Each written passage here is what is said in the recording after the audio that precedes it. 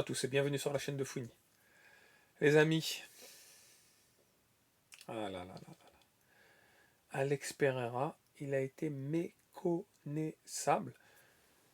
Ankalaev, nouveau champion des moins de 93. Ankalaev, il a fait le job, les gars. Mais le combat, je sais pas. C'est comme si qu'Alex Pereira, il voulait pas combattre. Alex Pereira, c'est presque honteux. Il a rien produit, la famille. Il a rien produit. Au moins, t'essayes, tu tentes de... Il a rien tenté, des petits kicks. Et puis, soit il était terrorisé à l'idée de se faire contrer et se faire amener au sol. Finalement, chose qui n'a pas eu lieu, quoi. Enfin, le combat, il a eu une tournure bizarre. Une tournure bizarre. J'ai réfléchi pendant le combat en me disant, est-ce que c'est pas une trouille d'Alex Pereira de se faire vraiment contrer ou amener au sol et se faire terminer. Du coup, il était toujours un peu sur une espèce de je tente rien dans le but de pas en prendre. Mais tu gagnes pas un combat en faisant rien. C'est ça le truc. Méconnaissable. Alex Pereira, méconnaissable. Le combat, il m'a... En soi, déjà, moi j'étais pas en Kalev. Moi je vous le dis, j'aime le personnage, j'aime le combattant, mais je voulais voir un beau fight. Alors, évidemment, on peut supporter un, un combattant, mais espérer voir un combat avec de l'intensité, un combat qui nous fait des vibrations particulières. Vous savez, ce genre de combat qui sort un peu de l'ordinaire. Non, Alex Pereira, c'est un peu la honte. Je l'ai trouvé méconnaissable. Il a rien foutu, quoi. En fait, c'est... Et le pire, c'est qu'à la fin, je me suis dit, il va y avoir les 4-1, voire 5-0. Au niveau des rounds, parce que ça a été au bout. Non, il y a eu 2 rounds pour le champion. J'ai pas compris. Bon, bref. À la limite, j'ai pas l'œil du Finec, l'œil du juge. Mais bon, beaucoup de choses à dire. Du coup, est-ce que c'est lié au fait que Pereira combat trop souvent? C'est compliqué. C'est assez compliqué. Entre le fait de ne pas combattre assez et de combattre trop souvent, je pense qu'il faut trouver un juste milieu. 4 fois en un an, c'est quand même trop à ce stade. Parce que c'est des combats contre des champions. C'est peut-être un peu beaucoup. Il vaut mieux choisir la qualité, certes. Mais la quantité, c'est peut-être pas une bonne chose pour le corps, pour l'énergie, pour... Deuxième chose, Alex Pereira, quand il a dit moi, vous voulez que je combatte en KLF, ok, mais ça se produira en mars. En mars, c'est le ramadan. Il est russe en KLF, mais il est musulman. Donc il s'est dit peut-être qu'un KLF, il sera diminué à ce moment-là.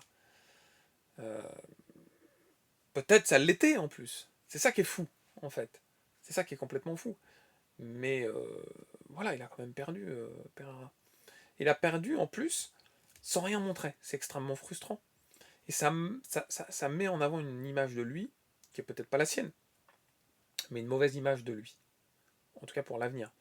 On attendait qu'Alex Pereira gagne, enfin je m'inclus pas dedans, mais on va dire la populace attendait qu'Alex Pereira gagne pour pouvoir aller monter peut-être chez la catégorie supérieure et aller défier les Aspinal, etc., Jones. Est-ce que ça va se produire? Est-ce que c'est la fin de carrière pour Alex Pereira? Il y a beaucoup d'interrogations à la famille. Il y a beaucoup de questions qu'on se pose sur la suite pour Alex Pereira, mais en tout cas, moi ce que je retiens, c'est félicitations à Ankalaev. Il a fait le job. Voilà, il est en ramadan, mais il a fait le job. Pereira, je l'ai trouvé éteint. Est-ce que c'est propre à moi? Parce que là, je fais la réaction à chaud. Hein. Je viens de regarder le combat dans mon coin tout seul en mode solo. Je vais regarder ce que la presse va dire par la suite. Parce que pour le moment, le combat vient de se faire. Je vais regarder un peu ce que la presse va dire.